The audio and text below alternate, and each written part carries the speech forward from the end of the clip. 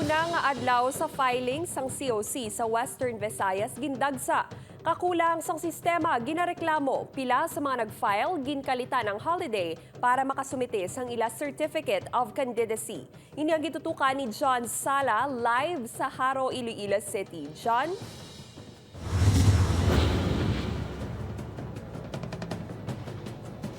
Kate, suno sa Iloilo City Comelec, ila man ginalauman nga madamo ang ma-file sang ila Certificate of Candidacy. Subo nga una nga adlaw sang filing bangod gani holiday, wala sang obra o kung wala sang klase. Pang wala sila mag-ekspektar nga amo sadto kadamo ang mapadulong sa area. Gani bangod kulang ang personnel sang Iloilo City Comelec, wala nila makater o kung nangin mabudlay para sa ilang nga makater ang tanan nga luyag mag-file sang ila COC. I-organize sa ng pila, kaya hindi ka magpasulod sa pila, kung wala ka muna kaninya maayo.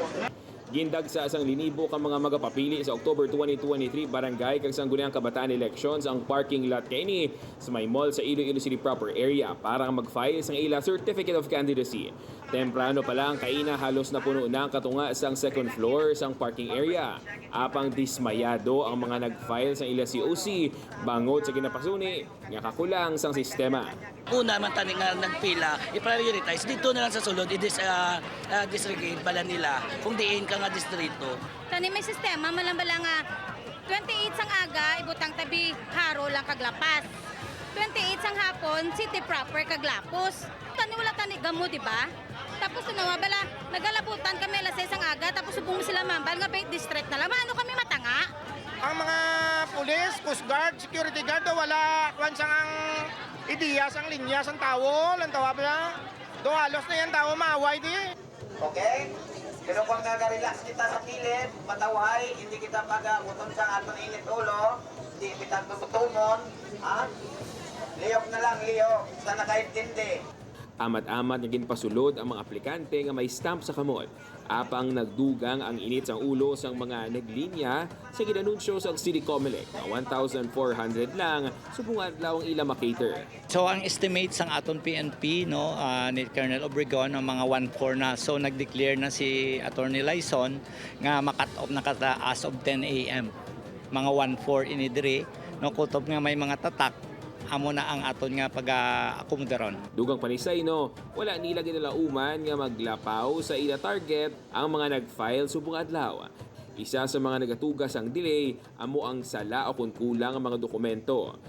Ginpasiguro man sini nga maplastar sang maayo kag may sistema na ang pag-file buwas.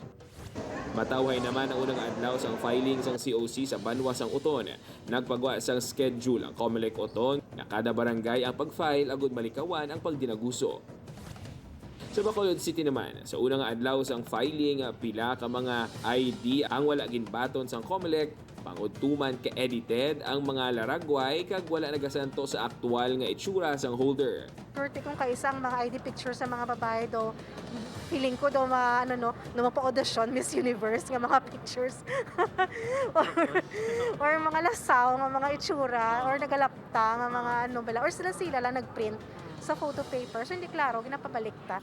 Gani ang ini nga kandidato sa SK ginsiguro gid ang ila pormas antes itugyan sa Comelec.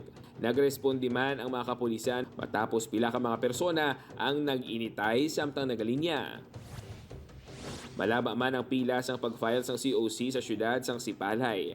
Nga wala nag-insindihanay, apang gilayon man sila nga ginpatawag sa mga katapo sang Comelec. Ang mga magapapili naman sa SK nagkalit sa pag-file subong adlaw bangod holiday. Nangin matawhay naman ang unang adlaw sang filing sang COC sa isa ka mall sa syudad sang Roa City, Capiz. Alas 9 kainas ang agas sang nag-umpisa na sa pagbaton sang COC ang Comelec kag nagtakop alas 5 subong hapon.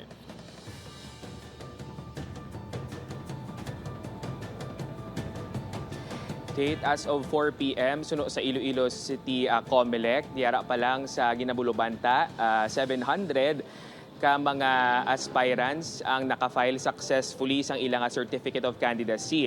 Malayo pa ini sa target nila nga 1,400 gani ang ila una nga schedule nga tubtub lang 5 PM ang subong extended tubtub nga matapos tanan nga ara na subong sa filing area. Panumdum naman Kate sang DILG Iloilo City sa mga incumbent barangay officials nga gilayon nga magpatukod sa nga transition team nga in charge nga magatipon sang tanan nga mga dokumento kagamit sang barangay nga kinahanglan i-turnover sa mga newly elected officials sa barangay kag SK. Kate? Madamo nga salamat, John Sala.